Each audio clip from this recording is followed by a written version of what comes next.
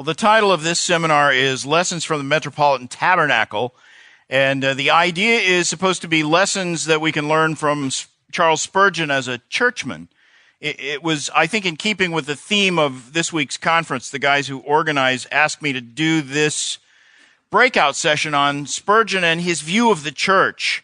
And actually, it's a subject I hadn't thought about for a very long time. Let me just give you a little bit of background. In the early 1990s, I edited John MacArthur's book, Ashamed of the Gospel, which is an extended critique of pragmatic, seeker-sensitive church growth models. And early in the process, really it was right after we had begun choosing sermons from the Grace to You catalog to craft into chapters from that book. That's how most of John MacArthur's books are written, by the way. The content comes from sermons he has preached, and then someone like me edits those, reorganizes some text, and tries to make it sound more like written prose than spoken sermon. And so we were beginning just in the planning stages to do that, and someone gave John MacArthur a short excerpt from one of Spurgeon's sermons. It was just a clipping that they'd taken out and handed it to him, and the quotation fit the theme of John's book so well that he passed it on to me and said, work this into the first chapter of the book. This is really good. And the excerpt was, like I said, just a clipping, and it was undocumented with no clue anywhere about what it came from, what sermon or article or whatever. So I went on a quest to verify that Spurgeon really said this, first of all, and where he said it so that I could document it. And that was in the years, just a few years before I even had internet access. There was no Google, of course, and no one had digitized any of Spurgeon's sermons. So it was no easy task for me to find the source. And I ended up reading more Spurgeon than I had ever read before, which is a good thing. I found dozens more places where Spurgeon was saying precisely the kinds of things John MacArthur wanted to say in Ashamed of the Gospel. I remember going back to John and saying, you don't have to write this book.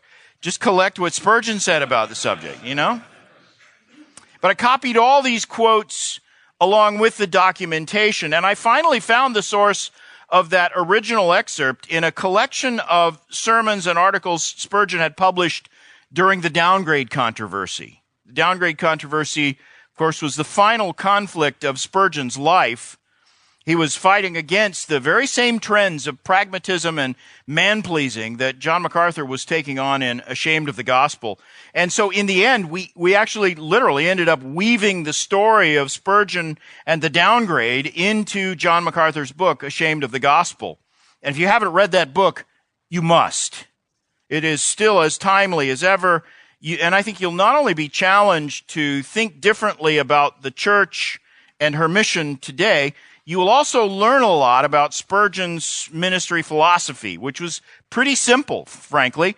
And by the way, it was that study of Spurgeon and the downgrade back in 1991 or 1990 or so that first ignited my passion for Spurgeon. That's what got me reading Spurgeon in the first place. And when I got on the internet in 1995, I just wanted to put as much Spurgeon online as possible. I had no intention of that, sort of taking over my life, but it was a good hobby, and I'm glad we did it. But like John MacArthur, when Spurgeon dealt with the issue of ministry philosophy, exactly like John MacArthur, he always began by pointing out 2 Timothy 4, verse 2. Preach the word in season, out of season, reprove, rebuke, exhort with all long-suffering and doctrine. That is really a perfect summary of Spurgeon's ministry philosophy, if you wanted to say it in a single sentence. And I'd say it's a pretty fair summary of the Apostle Paul's ministry philosophy, too. He was the one who said, I determined not to know anything among you except Jesus Christ and him crucified. And he said, Christ sent me to preach the gospel, and not with words of eloquent wisdom, but so that the cross of Christ would be exalted and not emptied of its power. And Paul also said in Colossians 1:25 that the stewardship that he had received from God was simple, namely, to make the Word of God fully known. That was his aim. That was the sum of his ministry philosophy. And he told the Ephesian elders, I did not shrink from declaring to you the whole counsel of God. And that, in a nutshell, was also the heart and soul of Spurgeon's ministry philosophy. You can study all of the advice he ever recorded about being a pastor and pursuing a faithful ministry, and you can't help noticing that Spurgeon's ministry philosophy always began and ended with the mandate to preach the Word of God faithfully. I've been reading and cataloging Spurgeon pretty regularly since 1995 or even before that. But I had never really thought about trying to catalog and organize all of Spurgeon's ecclesiological convictions into, a 1-hour presentation like this until they suggested this breakout session. My initial thought was that I was going to find an abundance of material to draw from because Spurgeon, after all, he had a college for training pastors, and his lectures in that context were transcribed and collected in an excellent volume called Lectures to My Students. And so I figured he's going to have a lot to say about the church, including his philosophy of ecclesiastical governance and church polity and guidelines for deacons and elders, biblical ecclesiology, church discipline, church membership, church planting, or the church's role in missions, Mark Dever type subjects. But Spurgeon's lectures from the pastor's college are actually dominated by advice about preaching and private devotions and the pastor's ordinary conversation or the call to pastoral ministry, the preacher's choice of handling texts for sermons. And those are all great and helpful topics, and they're all tied in one way or another to the preaching ministry. But there's very little insight into Spurgeon's convictions about church polity or the role of deacons and elders or the practice of church discipline or ministry philosophy at the Metropolitan Tabernacle or other ecclesiological matters like you might have expected when you came here. In Spurgeon's Lectures to My Students, that volume that you would expect he would cover all those things, he really doesn't. He focuses on the preaching ministry.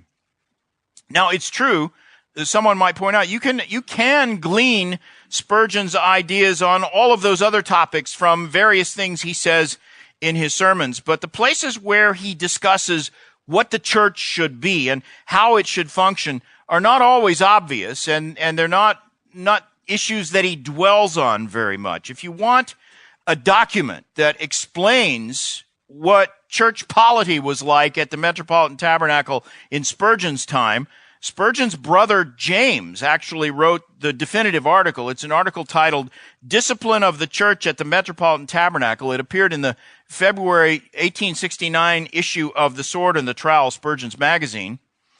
And it's all about the practice of church discipline, church membership, all kinds of matters like that. And so that you have access to it, I put a complete copy of that article online in a PDF that is formatted to fit on your iPad.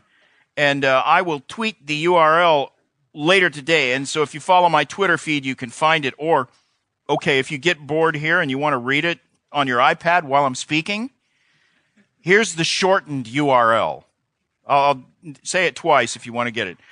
I shortened it with Google's shortener. It's goo.gl/capital W, lowercase d, capital N, the numeral 7, lowercase p. I'll say it one more time. goo.gl/capital W, lowercase d, capital N, numeral 7p. That's as short as I could get the URL. Anyway, it's an interesting article, a fascinating article. You'll also find a modern blog post that was published, I think, within the past month, analyzing James Spurgeon's article, the one I just gave you the link to. You'll find it at spurgeon.org, which has been taken over. I actually donated the website to the Midwestern Baptist Theological Seminary in Kansas City, and they're doing a much better job than I was of maintaining and adding to it. And they added an article, just Google this title, Meaningful Membership at Spurgeon's Metropolitan Tabernacle. meaningful membership at Spurgeon's Metropolitan Tabernacle. Jeff Chang is the author of this article. That's Geoff and Chang, Chang. But I think it's fair to say that Charles Spurgeon's strongest views on the church and ministry philosophy and all related issues typically centered on the pastor and his duties and his character and his public testimony and, above all, his preaching. And I think you're going to see that. Spurgeon never referred to the Metropolitan Tabernacle as my church. He had a very keen sense that the church belongs to Christ. And as a shepherd, he was merely a caretaker of something that did not belong to him. In a conference for ministers, he said this, quote, "It is a very delightful thing to feel that all the work we are doing is Jesus Christ's work. All the sheep we have to shepherd are his sheep. The souls we have to bring to him were bought with his blood. The spiritual house that is to be built is for his habitation. It's all his. I delight in working for my Lord and Master because I feel a blessed community of interest with him. That is not my Sunday school, it's the Lord's. And he says, feed my lambs. It's not my church, but his. And he cries, feed my sheep. And in a different context, in a sermon at the Metropolitan Tabernacle, he said this, quote, "A true church is a very precious thing. It is not a mere human society banded together for certain objects, but it's a community which God himself hath formed, and over which he doth watch with an unsleeping eye. It's a flock which he cares for, so that heaven and earth shall be ransacked, but what he will have provender for them. This flock is so well preserved that at the last the great shepherd will say, of them which thou gavest me I have lost none." Preached a sermon titled, What the Church Should Be. That was in 1878. That's 24 years after he came to London, so well into his ministry. It's sermon number 1427 if you want to look it up. It was a sermon on 1 Timothy 3:15, where Paul tells Timothy, "These things I write unto thee, that thou mayest know how thou oughtest to behave thyself in the house of God, which is the church of the living God, the pillar and the ground of the truth." And Spurgeon began by stressing again that the church is the house of God. It doesn't belong to us. He says this, quote, "The church is the house of God, and in God's own house, a man ought to be on his best behavior. For it is no light thing to draw near to the Lord. A poor man who is called to visit a prince or a king will anxiously inquire how he ought to act. We, poor creatures that we are, when we are admitted into the church, which is the house of God, should inquire what conduct will be decorous and desirable in those who are admitted to the presence of the great King."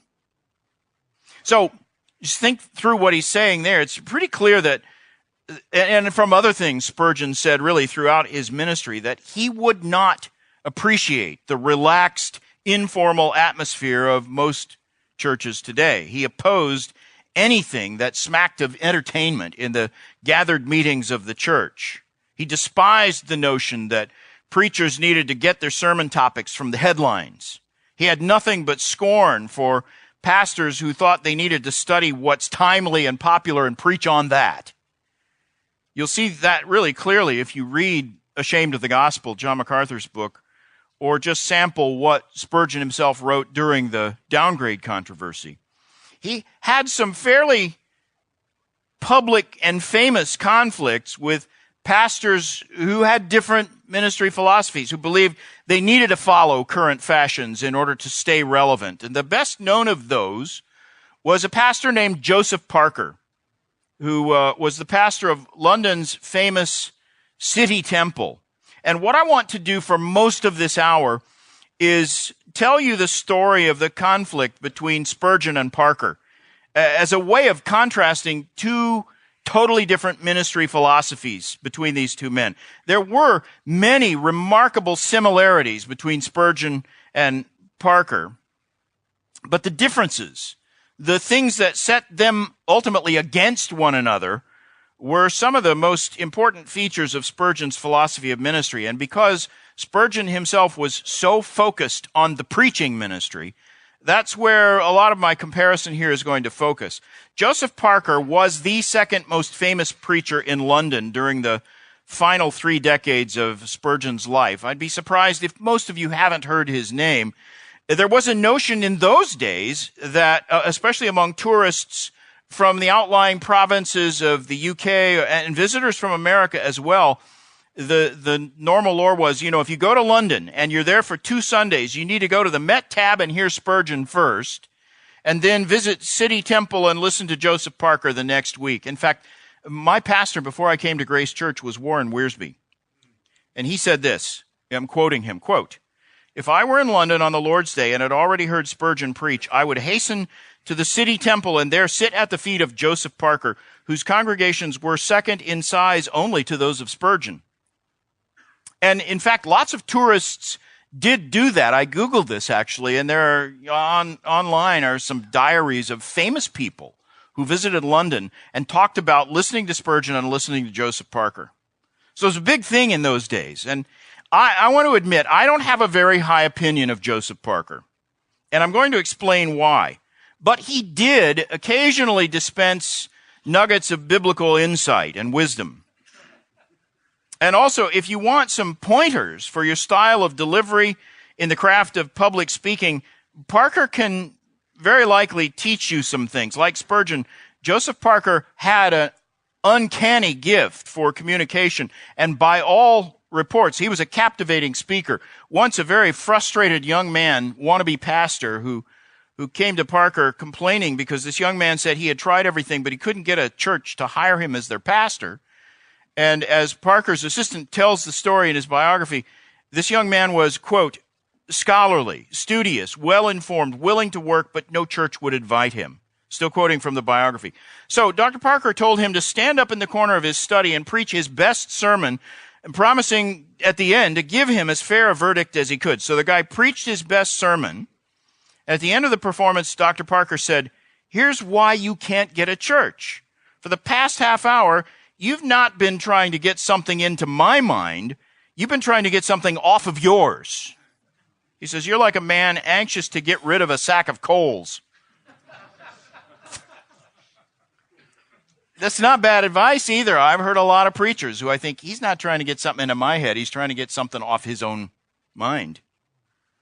Parker was ingenious in devising sort of practical solutions to common but annoying pastoral problems. You might learn some things practical from him as a pastor. For example, he had an electronic switch under his desk that rang a bell in his secretary's office, and he used it to signal the secretary when Parker wanted to cut a meeting short. I need to do this, by the way.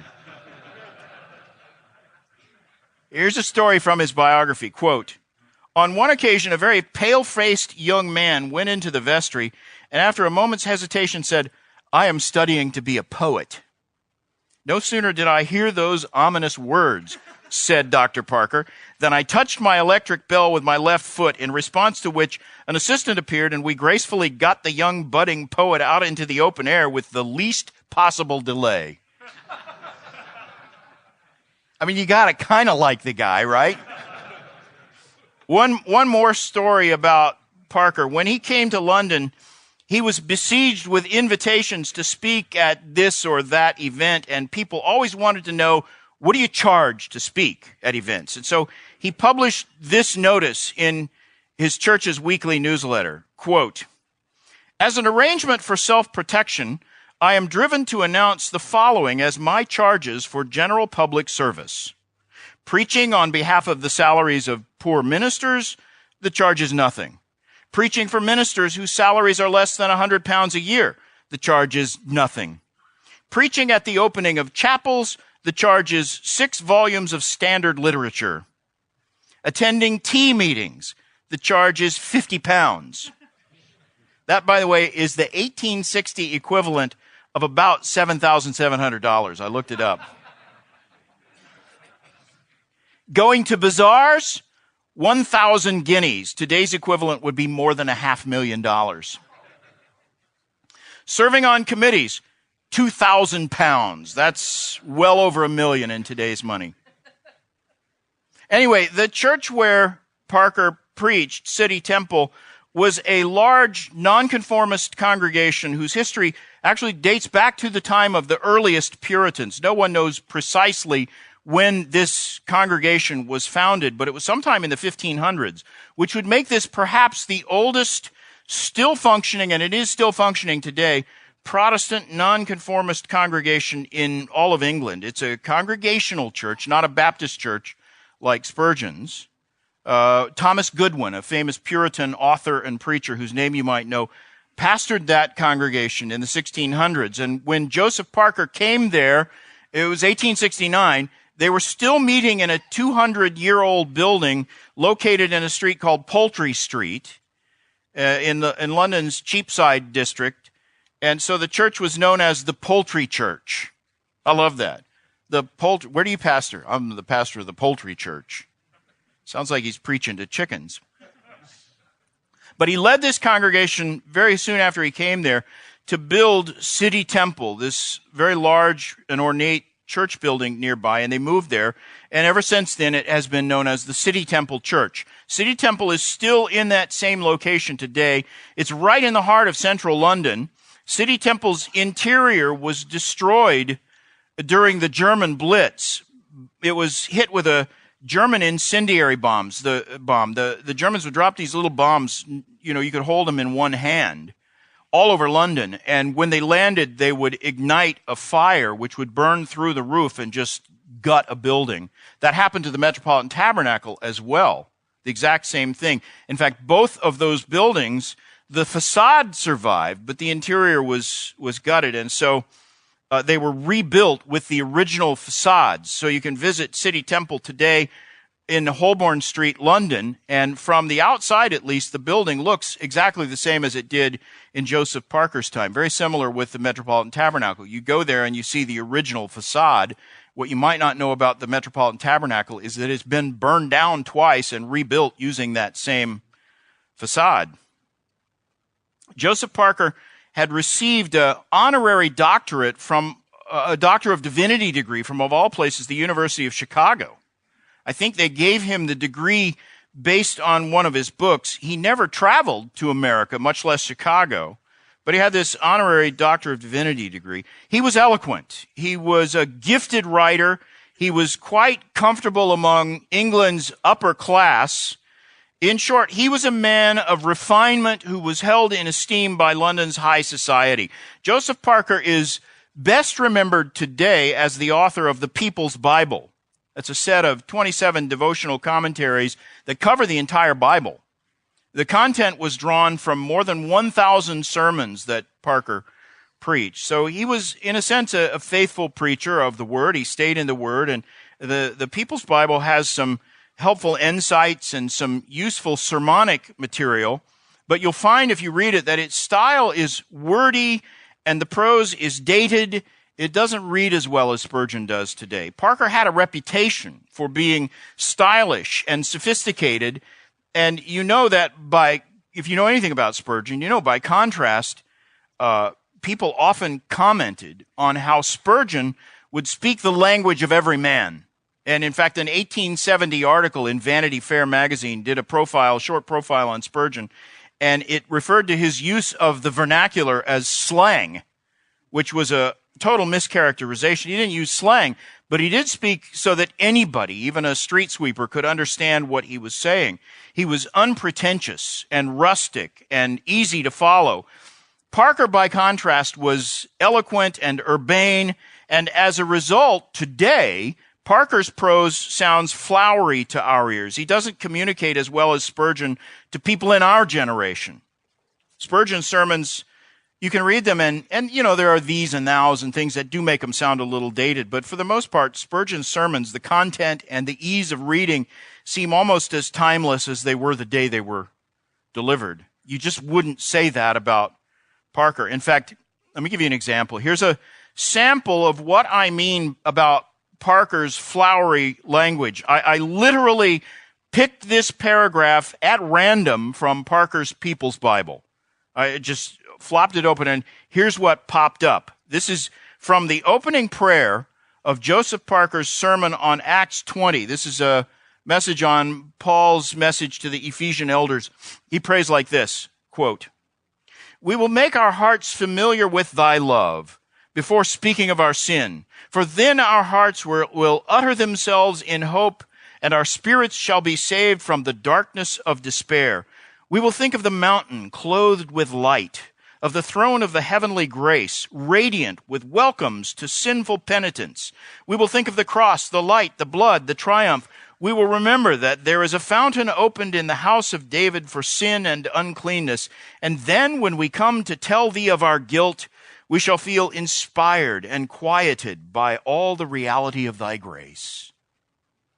Now, there's nothing heretical there, but you can't imagine Spurgeon laboring so hard to sound elaborate. It just comes across to me as bombastic, and I think it actually softens the truth that he's aiming to communicate. And I frankly suspect that that was perhaps part of Parker's intent, to dampen the hard truths a little bit. And in fact, that is one of the major differences between these two men and their preaching style. Spurgeon's sermons have the kind of gravitas that is simply lacking in Parker. Parker once said that the highest of compliments he ever received was from an omnibus driver. Omnibus was the horse-drawn equivalent of London's city buses. And as this guy pulled up to the stop adjacent to the city temple, he told a disembarking passenger that he liked Parker. He said this, quote, "I went there once and I enjoyed myself so much that I'm going again the first night off I have. We laughed and we cried and we had a rare time. You see, he doesn't make religion so serious." That was Parker's favorite compliment. Spurgeon would have been embarrassed to have a comment like that made about him, but Parker took it as a high compliment. They were similar in ages. Joseph Parker was just 2 years older than Spurgeon. You probably know that Spurgeon was called to pastor at the New Park Street Church in London before he even turned 20 years old. He was still a teenager. He was an amazing prodigy. So although he was 2 years younger than Joseph Parker, Spurgeon was by far more seasoned and more experienced in pastoral work. When Joseph Parker started his ministry in London in 1869, Spurgeon had already been in London for some 15 years, pastoring the largest congregation in the city. His congregation had resettled from the New Park Street place to the Metropolitan Tabernacle more than 8 years before Joseph Parker built the city temple. Spurgeon and Parker actually started out as friends, probably not close friends, but they exchanged pulpits on occasion. They were an unlikely pair. Parker was a suave-looking, swank-sounding lover of elegance and class. Spurgeon was the son and the grandson of simple country parsons who had no desire to seem more elegant or more intellectual or more fashionable than they really were. Spurgeon himself had very little respect for people who thought it was important to try to impress the world with how cerebral or how elegant they were. Parker liked to go to the theater and hang out with the top hats in central London. And that was a matter of concern to Spurgeon. He openly criticized Parker for his hanging out with the theater crowd. And finally, in 1887, after they had known each other for at least 18 years, Spurgeon and Parker had a major conflict that ultimately left Parker so angry with Spurgeon that he never really got over it. Parker was planning to have a major conference, and he invited Spurgeon to participate and to preach the opening sermons. Spurgeon was, after all, the best-known, most beloved, most famous pastor in London, so he would have been a big draw for the conference. Parker told him this was to be, quote, "a public conference between ministers of all denominations gathered from all parts of the country." And from the tone of the invitation he sent, it's clear that Parker thought he was being magnanimous and offering Spurgeon an opportunity of honor that he couldn't possibly refuse. But Spurgeon knew, even though Parker did not mention it in the invitation, that Parker had invited also Henry Ward Beecher to come from America and be one of the speakers at the conference. Now, if you know anything at all about Henry Ward Beecher, you understand how odious this must have been to Spurgeon. Beecher was America's most famous preacher. He was also America's most notorious adulterer.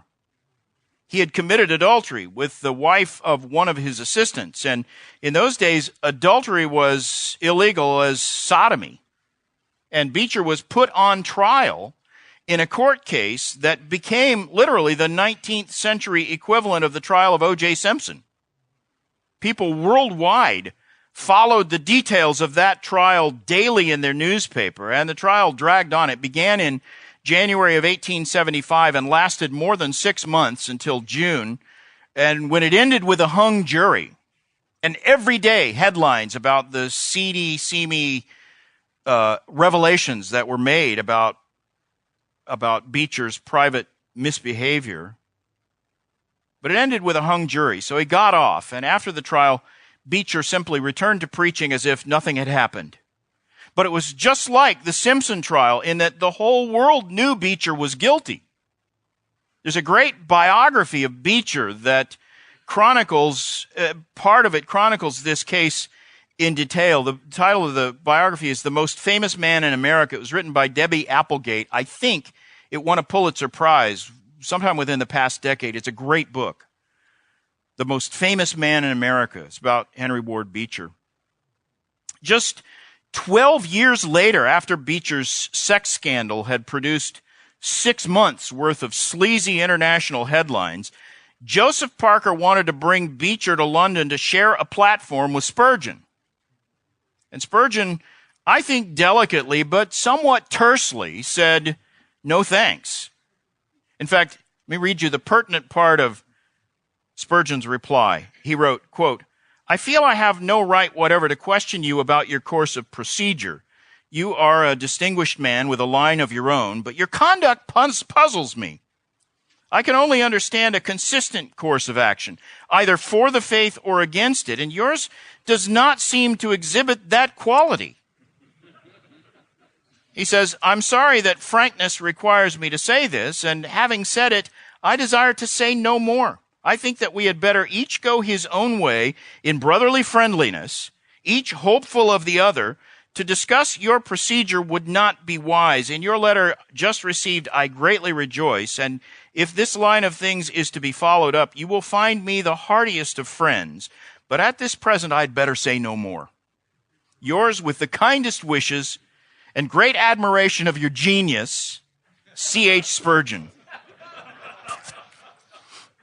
Yeah, see, if I wrote that, it would sound sarcastic. But I think Spurgeon was speaking from his heart. Parker, he really just wanted to tell him no in the frankest possible way and leave the whole thing behind. But Parker replied with a statement that borrowed language from Matthew 5:23 and Matthew 18:15 and sort of mingled those two verses in his own. He said this, quote, "If thou hast aught against thy brother, go and tell him his fault between thee and thy brother." And he offered to come and meet Spurgeon at his house. Spurgeon replied with a longer letter, quote, "Dear Dr. Parker, if I had aught against you, I would see you gladly, but I have no personal offense nor shadow of it. Your course to me has been one of uniform kindness, for which I am most grateful. The question is very different. You ask me to cooperate with you in a conference for the vindication of the old evangelical faith. I do not see my way to do this. First, I do not believe in the conference. And second, I don't see how I could act with you in it because I do not think your past course of action entitles you to be considered a champion of the faith." How would you like to get that from Spurgeon? And then he says, "There's nothing in this which amounts to having aught against you. You have, no doubt, weighed your actions, and you are of age. These are not private but public matters, and I do not intend to go into them either in my house or yours. The evangelical faith in which you and Mr. Beecher agree is not the faith I hold. Add the view of religion which takes you to the theater is so far off from mine that I cannot commune with you therein." The theater was a big hang-up with Spurgeon. He says, "I do not feel that these are matters in which I have the slightest right to call you into account. You wrote to me, and I tried to let the matter go by. You write to me again and compel me to be more explicit, altogether against my will. I do not now write for any eye but your own, and I most of all desire that you will now let the matter drop. To go further will only make you angry, and it will not alter me.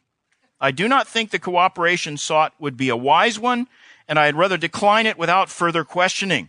To make this public would serve no useful end. I have told you of the matter alone, and now I must decline any further correspondence. Yours with every good wish, C.H. Spurgeon. Parker sent, in reply to that, a postcard with 5 words, best thanks and best regards. But he didn't permanently drop the matter, nor did he respect Spurgeon's desire to keep it private. 2 years later, on April 24th, 1890, just as Spurgeon's ministers' conference was about to begin, Parker published an open letter in the British Weekly, a newspaper. I can't read the whole thing because it's very long, but here's enough to give you the flavor. Parker writes, when people ask me what I think of Spurgeon, I always ask which Spurgeon, the head or the heart, the Spurgeon of the Tabernacle or the Spurgeon of the orphanage. The kind of Calvinism which the one occasionally represents, I simply hate, as I hate selfishness and blasphemy. It's that leering, slavering, sly-winking Calvinism that says, bless the Lord, we are all right, booked straight through to heaven first class and insured against both collision and explosion. But as for those who have missed the train or been crushed to death, it is not for me to find fault with the discriminating grace or arrest the action of divine decrees. Brother, pass the salt and shout hallelujah till you are black in the face. That kind of Calvinism I will not condescend to hate. It is too far down in its native perdition to allow of a boot to kick it and yet retain a boot's respectability. You think we're mean on Twitter these days, right?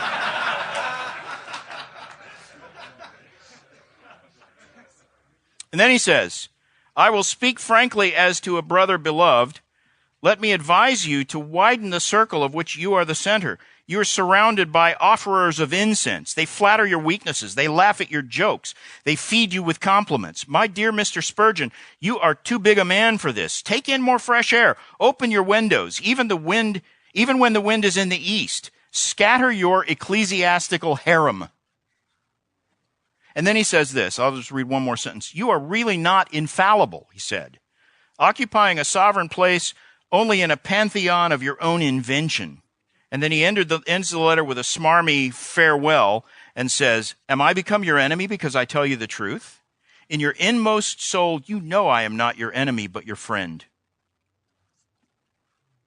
That letter was stunningly mean-spirited and purposely timed to create a frenzy of controversy. Remember, that's not a private letter.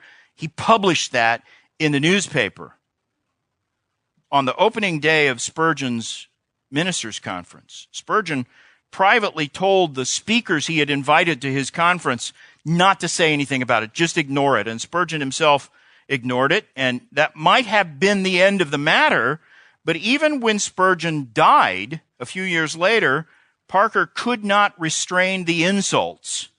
He wrote a piece commemorating Spurgeon, which he did have some nice things to say. Spurgeon's friend and biographer W.Y. Fullerton says, after Mr. Spurgeon's death, Dr. Parker paid a generous tribute to him in the Times, in which occur the following sentences. And then he quotes some of the nice things that Parker had to say. But Fullerton is, even though he's a friend of Spurgeon's, he's being far too gracious with Joseph Parker. Even in his eulogy for Spurgeon, he could not resist pouring toxic sludge on Spurgeon's gravesite. Here's part of the eulogy Fullerton didn't quote. And again, this is published in the newspaper. Parker wrote, quote, Mr. Spurgeon was absolutely destitute of intellectual benevolence. If men saw as he did, they were orthodox. If they saw things in some other way, they were heterodox, pestilent, and unfit to lead the minds of students or inquirers. Mr. Spurgeon's was a superlative egotism, not the shilly-shallying, timid, half-disguised egotism that cuts off its own head, but the full-grown, overpowering, sublime egotism that takes the chief seat as if by right. The only colors which Mr. Spurgeon recognized were black and white. In all things he was definite. With Mr. Spurgeon, you were either up or down, in or out, alive or dead. As for middle zones, graded lines, light compounding with shadow in a graceful exercise of give and take, he simply looked on them as heterodox and as implacable enemies of the Metropolitan Tabernacle. Now that, of course, is a bad caricature of how narrow Spurgeon was. It's exaggerated to the point of bearing false witness in what's supposed to be a eulogy honoring the man. Spurgeon was certainly a man of constancy and simplicity. He was steadfast and immovable in the sense Scripture compels us to be. He wasn't interested in theological novelties or massive paradigm shifts, especially when it came to matters of doctrine or worship or church polity or the structure and content of a church service. And just that much steadfast immovability is all it takes to drive a man like Joseph Parker crazy. I think in his heart, Parker knew that Spurgeon's refusal to be blown about by every wind of doctrine really was a virtue. Because at the start of his article, he spoke of Spurgeon's simplicity, his constancy, his stand-stillness. Those were his exact words. And in that context, he doesn't really say anything good or bad about it. He just says that's how Spurgeon was. But I think the average reader is going to see those as positives. Parker couldn't resist turning it into a backhanded criticism by portraying qualities like that as raw egotism. Spurgeon was not an egotist in any sense, nor was he an arrogant or overconfident man. He never claimed that all truth was obvious to him in stark black and white clarity. He had a large heart. In fact, his heart was much larger than Parker's, from the tone of those comments. But the point I want to make is that the linchpin of Spurgeon's entire philosophy of ministry was his conviction that no matter how much the culture around us changes, no matter how dramatically public opinion might shift, the church herself is not entitled to follow the world.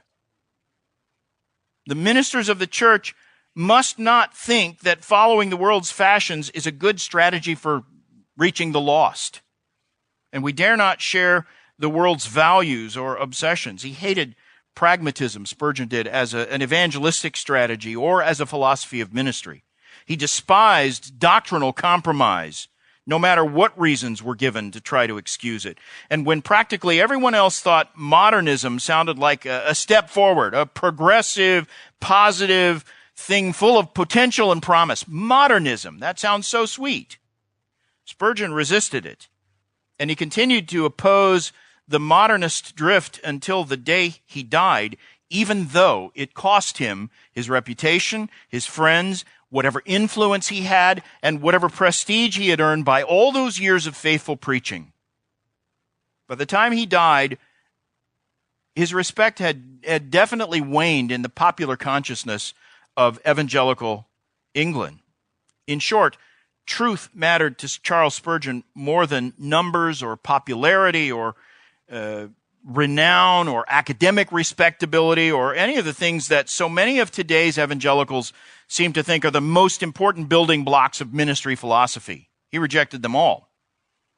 And at the end of Spurgeon's life, the general consensus in the Baptist Union was that while he had once been a great pastor, he was now merely a has-been. The ironic thing is that the vote in the Baptist Union that ultimately forced Spurgeon to leave that group, the convention and the vote were taken in Joseph Parker's city temple. That's where those men met that day.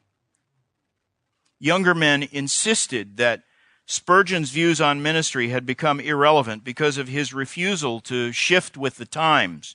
If you took a poll among young Baptist pastors in England in 1991, I am convinced that the vast majority would have said that Spurgeon was a doddering, die-hard dinosaur, and Joseph Parker's ministry was the one you should imitate. Parker was pliable. He was open to progress. He was broad-minded enough to embrace Henry Ward Beecher. And he was just plain cool compared to stodgy old Spurgeon. And in fact, people did say those things about Spurgeon. And the Baptist Union basically had this referendum, and they collectively decided that Spurgeon was irrelevant, and they voted to reject the shrill warnings that he had given them, warnings that turned out to be absolutely accurate about the downgrade, the doctrinal decline that was creeping into the Baptist Union. History has abundantly vindicated Spurgeon. There's a reason we still read and quote Spurgeon. Every Baptist worth his salt today knows who Spurgeon was. But you have to explain to the average pastor today who Joseph Parker was. There's a reason Parker's church, the City Temple, is struggling and doctrinally adrift today. But meanwhile, the Metropolitan Tabernacle right now is full every Sunday. People at the Met Tab hear today the same doctrines that were preached when Spurgeon was preaching to his generation. It's the same message John Gill was preaching to that same congregation, or their ancestors, a century prior to Spurgeon. And it is the same message that first brought Benjamin Keach and the founding members of that congregation together back in the 1600s. That is a church that has never been turned over to men who think the way ahead requires a complete overhaul of ministry philosophy or the message. Some of Spurgeon's own students, young men who owed their training to Spurgeon, were telling people he's too old and too sick, and he's outlived his usefulness, they said. But it is a stubborn fact that Spurgeon's sermons are being read and distributed and benefited from by even more people today than they were when he was alive. And those sermons were printed in the millions during his lifetime. But they have an even greater outreach today. Contrast that with Parker's People's Bible. Almost no one nowadays considers that an indispensable tool. It's useful at times, maybe, but you aren't likely to find it on anyone's list of desert island books. More to the point, Parker's ministry philosophy was doomed to failure from the start. In a work titled The Company of the Preachers, David Larson says this about Joseph Parker, quote, "He had a somewhat dismissive attitude towards theology and its importance, and he sometimes sounded mincing and mediating." In other words, he liked to soften and compromise the truth. His successor, R.J. Campbell, espoused the new theology and denatured the atonement entirely. Campbell was finally forced out in 1915 because of his socialistic views. Campbell was subsequently replaced, by the way, with a rank liberal. Does this sound like the trajectory of any churches today? Spurgeon was right to be concerned about the drift of Dr. Parker's lax attitude towards doctrine and his pragmatic approach to church ministry. Back to a sermon I referred to earlier, sermon number 1427, What the Church Should Be. Remember, I said Spurgeon began that message by pointing out that the church is the house of God. It doesn't belong to us. We don't get to invent our own definitions of what the church is or what it should be. These vision-casting pastors who claim that their individual strategies were given to them in a dream or a vision and must be followed by the rest of the church, they're going against Scripture. Christ is the one who builds the church. And her task while here on earth is to be a beacon of light that leads people to the truth. In that sermon, Spurgeon defines the church this way. A true church, I'm quoting him, quote, "A true church is appointed of God for the conservation of the truth, and before the Lord at the foot of the cross, in the power of the eternal Spirit, we would pray that even unto death we may be faithful to our charge." Spurgeon was faithful unto death. His sense of that duty was evident in everything he ever did, everything he ever wrote, everything he ever preached. As I said at the beginning, that sermon, What the Church Should Be, is based on 1 Timothy 3:15, where the church is called the house of God, the church of the living God, and the pillar and ground of the truth. And although Spurgeon's comments about the church so often focused on the pastor and his character and his duty as a preacher, his accountability to Christ, Spurgeon was careful to say that the clergy are not the church. The church consists of people who make up the flock. And in that same sermon, he said, quote, "The text speaks of the church of God, meaning all the people of God, not the clergy alone. The clergy are not the church. It would be a great pity if they were. In all churches, it is a great fault if the whole of the people are not involved in the work of the Lord, in the affairs of his house, and especially in the maintenance of the truth. The entire message, like the text he's preaching from, 1 Timothy 3:15, points to the importance of maintaining the truth. That was Spurgeon's passion. That was always at the heart of his concern. When he spoke of the church and what she should be doing, it was always about the maintenance and the proclamation of the truth of God's word. I'll close with one final quote from that same sermon. Spurgeon says, quote, "Our Lord never taught us to hide the gospel in little rooms down back alleys. He would have us come to the front as much as we can. A church is not a cellar to conceal the truth, but a pillar to display it. A city set on a hill cannot be hid. What is there to be ashamed of? We may ourselves remain unknown, but we must make the truth known at all costs. The church should be like a lighthouse, which is often built as a tall pillar to bear the light at its summit, and like a memorial column which bears a statue upon the top of it, she should lift up the truth of God before the gaze of all men."